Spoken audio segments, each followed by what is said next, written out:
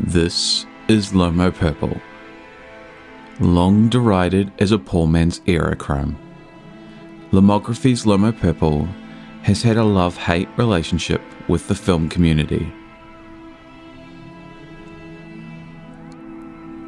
To test out this film stock, I headed down to the South Island, where I mainly was staying in and around Christchurch. At the back of my uncle's house, I took this shot that would normally stand out. But with this film stock, it just doesn't. Sure, the greens stand out, but I've noticed man-made objects often look awful with this film stock. Though animals do tend to stand out, so they contrast with the purple foliage, man-made objects do not.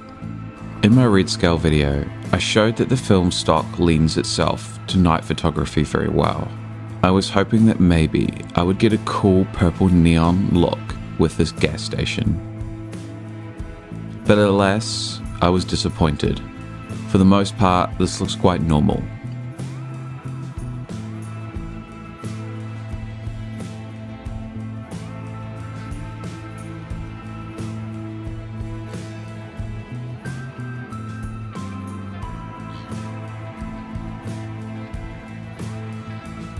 The next day, I headed out and tried to maximize my foliage shots across the city that was once referred to as the Garden City.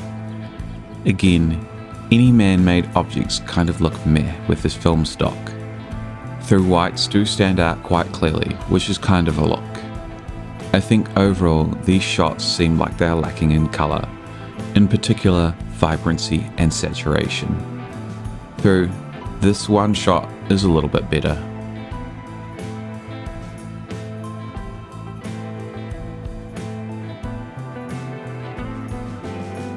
Whilst not a great shot, this photo of the birds still stands out more, and it shows where I think this film is best suited.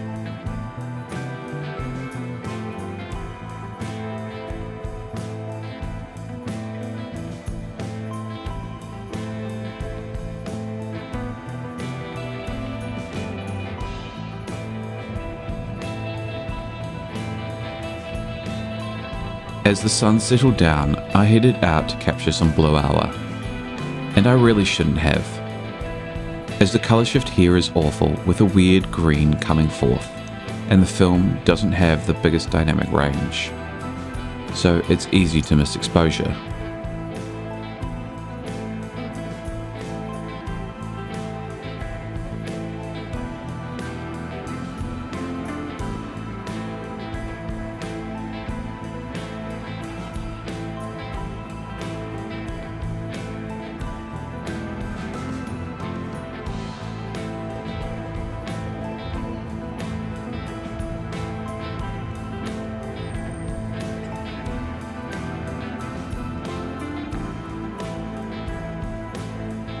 I then headed into the CBD and tried to get a range of neon shots to see if this film would hit.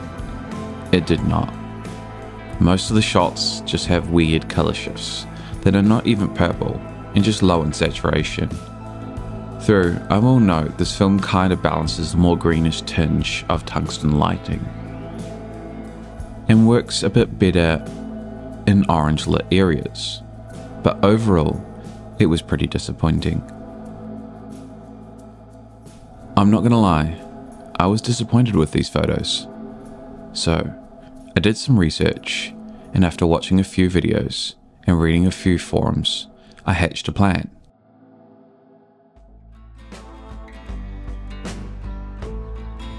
Now usually I experiment with film and just film, and don't use digital for testing. But as I'd given my other 35mm roll to Ching, and I had Dehancer, which has what I would say is a pretty spot-on emulation of Lomo Purple, as you can see by my video.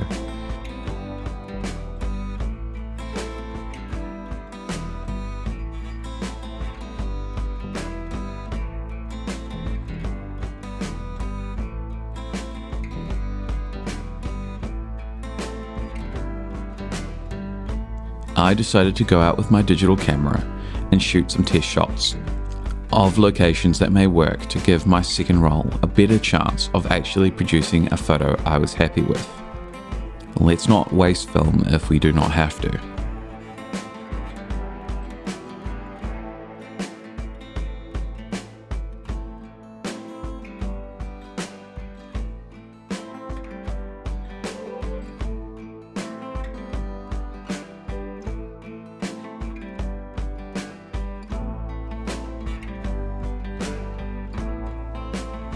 First, I went to the Botanic Gardens. Most of the photos that came out well for this film stock are heavily flora based. So I went around a few locations looking at the new blossoming flowers and took some quick photos to get an idea of what would work. I then put those photos in my editing program and I got these.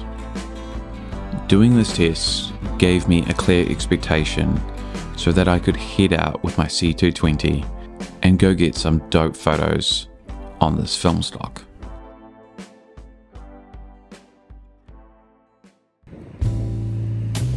Now that I had a clear understanding of what would work, I decided to focus on shooting Lomo purple at the Botanic Gardens. To me, it was clear that man-made objects like buildings and neon lights often look awful on this film. But the luscious greens of the Botanic Gardens, on the other hand, should produce nice purples, with a variety of different coloured flowers, providing a sense of difference, often sprinkled through the strong purple tones.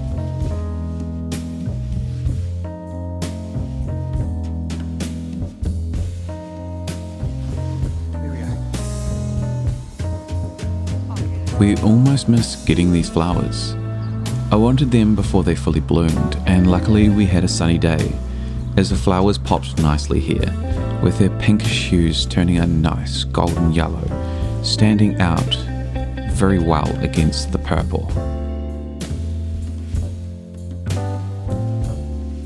Okay, that's recording. One thing I would say about shooting this film stock is if you are shooting a person, think about what colours they are wearing. As you can see, I've chosen this red shirt for a reason. For the most part, it stays true.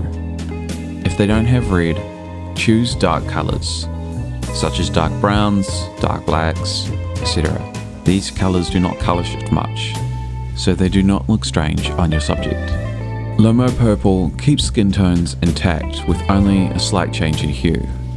You want the backdrop to look weird, not your model. When I shot this film, I decided to avoid the sky as much as possible. It's just an odd colour hue. Some enjoy it, but I don't. I was lucky that this location allowed me to encapsulate Ching with these strong purple tones around her to make an otherworldly image, without having the sky as a bit of a distraction with its odd hue. This photo encapsulated this project, trying to master Lomochrome purple. Now, I said man-made objects don't look good with this film, and this is mostly true.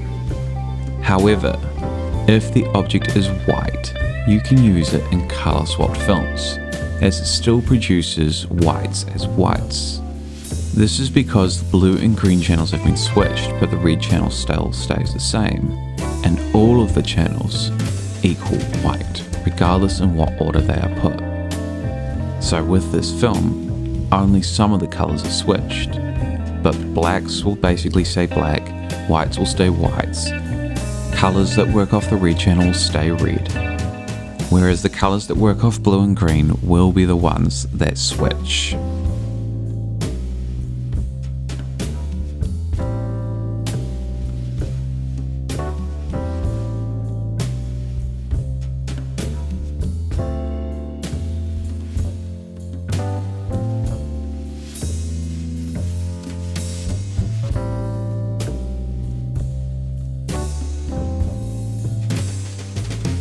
This film is quite divisive, with some absolutely loving the film's uniqueness, whilst others deriding the film stock for being both tacky but also low quality. This film is quite divisive, with some absolutely loving this film's uniqueness, whilst others deriding the film stock for being both tacky but also low quality. We live in divisive times, and this film stock could even be called a testament to that. Now, where do I sit on the line? Well, to be fair, I kind of sit on the fence. I do think it's a pretty low-res film stock, with possibly too much grain. And I've seen some tacky photos, but I think this is more about people's misunderstanding of how to correctly use a more unique film stock to its best suited means. And whilst that opinion is primarily a sense of taste, let me show you what I mean.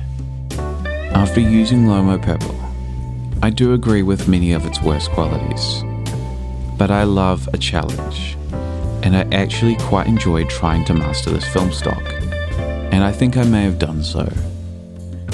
You will see in a future project where I shoot this on the Fujica 617, and here is my photo where I think I mastered shooting this film.